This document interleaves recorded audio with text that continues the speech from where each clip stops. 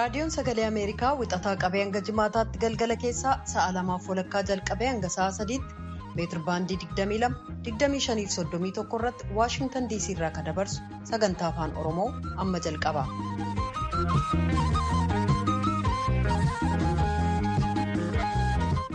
Kanneen fagoof dhiyoo sagantaa keenya hordoftan dhaggeeffatoonni keenyatti hamooltan guyyaan har'aa adoolessa 9 bara 2020 keessummeessituun keessan har'aa Antuu Jibee Horaati. Weerarri vaayirasii koronaa Yuunaayitid Isteetsi kutaalee adda addaa keessaa hammaataa adeemutu gabaasamee jira. Oduudhaa booda gabaasa qabna. Ajjeechaa aartist Haacaaluu booda walumaa gala haalli Amboof Wallagga Lixaa maal fakkaata? Gara boodaa dhiyaataa ibsa gulaalaa imaammata Yuunaayitid Isteetsi calaqqisus ni qabna. Hanga xumura sagantaa keenyaatti nu waliin turaan afeerraa keenya dhaggeeffatoota keenya. Piroodyusariin Tamsaasa Har'aa Biraan Haayiluu, Tamsaasa Intarneetiif miidiyaa hawaasummaa akka qindeessitu immoo Tigisti Gammeetii oduu addunyaaf gara jaallanneettan isin dabarsa.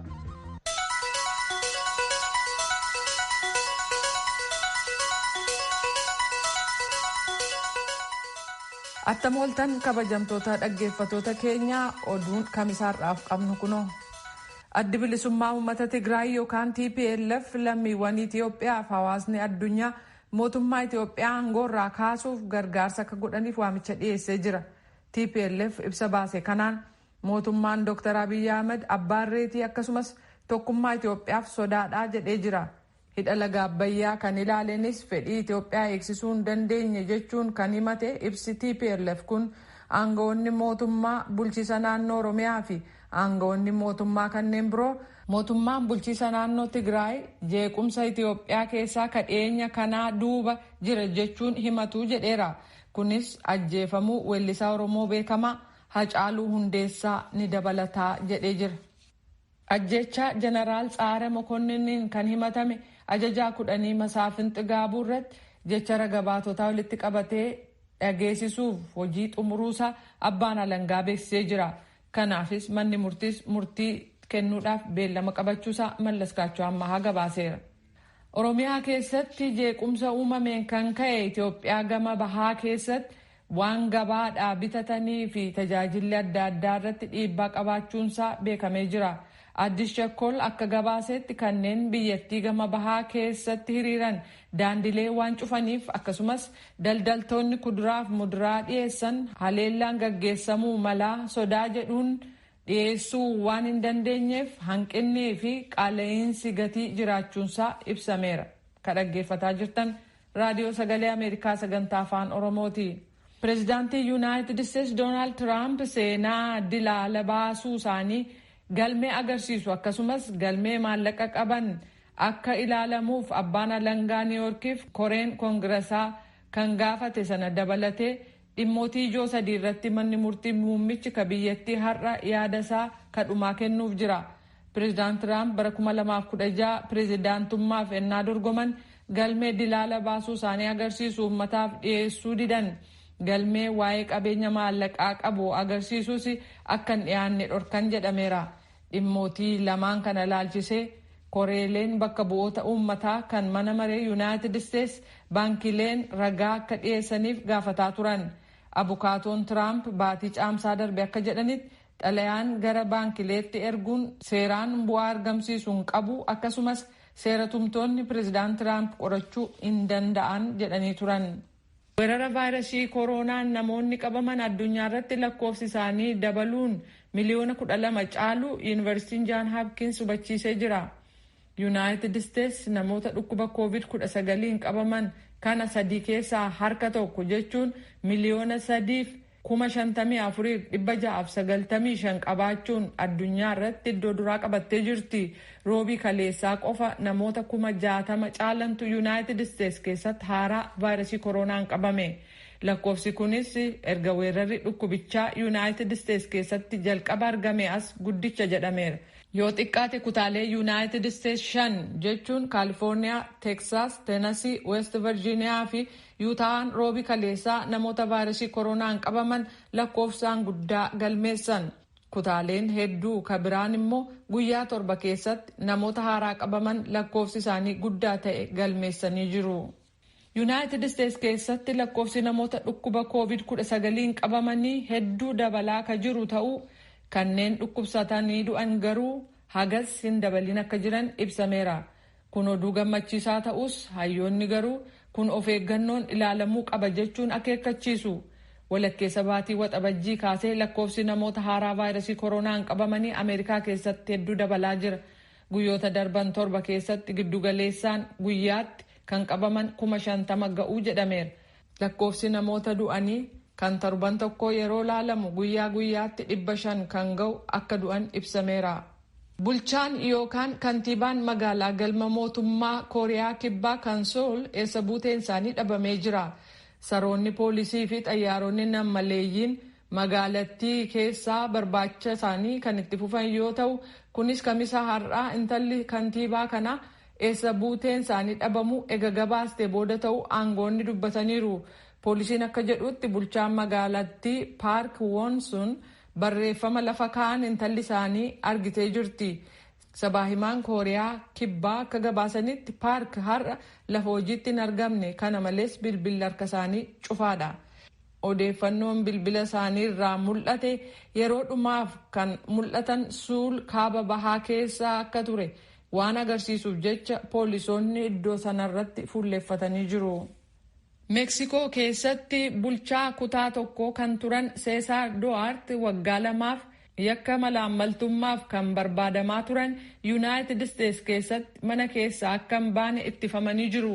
Abbaan alangaa kan mootummaa Meeksikoo akka labsetti aangawaan durii kun poolisiin Yuunaayitid Isteets kan Maayaamii jiru roobii kaleessaa hidhaatti geesseera.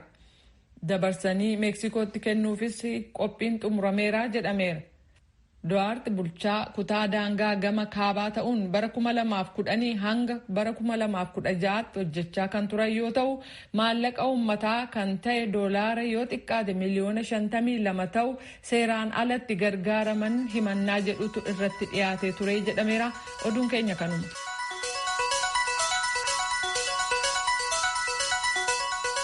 Kadhagaa jirtan as Waashingtan DC irraa ka darbu raadiyoo sagalee Ameerikaa sagantaa afaan Oromooti.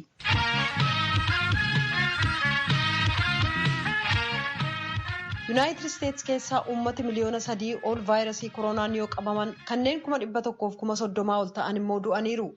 Kutaalee Ameerikaa gurguddoo kan akka Kaalifoorniyaa, Filooriidaa, Teeksaasii fi Arizoonaa keessatti immoo namoota hedduun haaraa vaayirasichaan qabamaa jiran.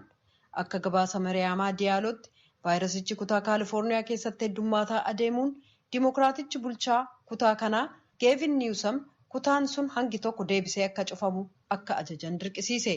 Manni maree kutaa Kaalifoorniyaa boqonnaarra tures torban dhuftu hojiitti deebi'uuf ture yeroo hin murtaa'iniif cufamee jira. Riippaabilikaanonni hangi tokko tarkaanfii kana hin simanne. It's just not a sustainable solution to shut the legislative branch of government down indefinitely.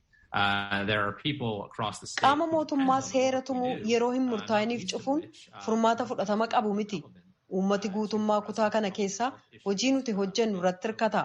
Keessumaa hojiin kallattiin dhimmootii fayyummaa uummataa kan akka COVID-19 tti hidhata qabuuf dhimmootiin kanaan wal qabatee jiru dinagdeef jireenya uummatichaa miidhaa jedhan. Filooriidaanis kutaa kabiroo vaayirasii kanaan dhahamte keessaati. Bulchaan Filooriidaa Riippaabilikaantichi Roon Desaantis akka jedhanitti weerara vaayirasii koronaa to'achuuf keellaaleen eegumsa fayyaa kutaa kanaa qopheedha jedhan.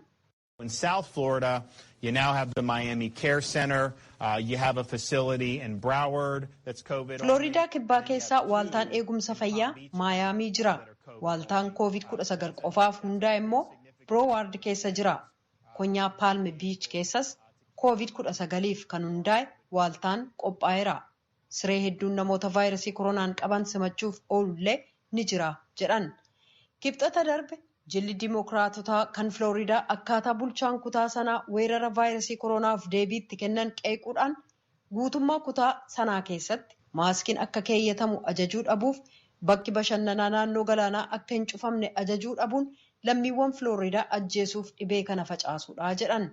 Filooriidaa keessaa torbanneen darban keessa uummata 8,500 guyyaatti vaayirasii koronaan kan qabaman yoo ta'u kun kan baatii darbeer dachaa 8 caala. Arizoonaanis kutaa siree hospitaalaa hedduu ka barbaadu keessaati. We are definitely not seeing the curve bend. Haala jiru innaa ilaallu dhugumatti fooyya'aa deemuusaa argaan jirru jechuun guyyaa guyyaatti dabalaa deema. kutaa Arizoonaa keessaa lakkoofsa namoota vaayirasii kanaan qabamanii haaraa argaa jirra jedhan. Kutaan Teeksaas weerara vaayirasii kanaan kanneen akkaan dhahaman keessaa tokko. Kibxata darbe namoota 10,000 ol ta'antu vaayirasii koronaan qabaman. Haa ta'u malee kutaan sun ajaja dabarsus jiraattonni hedduun walirraa hiiqiinsa hawaasummaaf maaskii keeyyachuu didaniiru. An lammii Ameerikaati waanan fedhe waanan barbaade gochuun qaba. Dilaala mootummaanan baasa walaba ta'ee jiraachuun fedha walaba ta'uun fedha kanneen jedhan illee jiru. Kaan immoo mirga heerri nuu kenne faallessa waan ta'eef waanan keeyyadhu namni natti himuu hin qabu ka jedhanis jiru. Hayyoonni dhibee waa'ee dhukkuboota daariqaa yookaan infekshinii garuu erga guyyaa walabummaa Ameerikaa xumura torban darbee kabajamee as lakkoofsi namoota vaayirasii koronaan qabamanii akkaan dabaluu dubbatu. Dr. Peter Hodges hayyuu dhibee daariqaati. Isaanis akka jedhanitti haala weerara hamtuu keessa jirra. Torban ittaanu lamaan vaayirasiin kun faca'uun dachaa dabaluuf deemaa jedhan.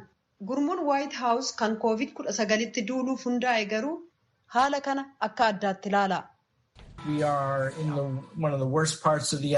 Mallattoon jalqaba mul'ate kan Arizoonaa, Floriidaa fi Teeksaas keessaa haalli jiru fooyya'aa deemuusaa mul'isa.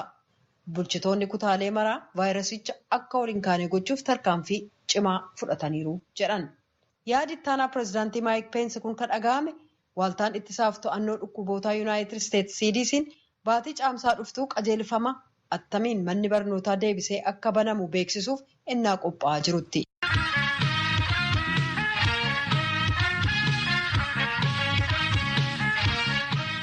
Kan dhaggeeffataa jirtan raadiyoo sagalee Ameerikaati.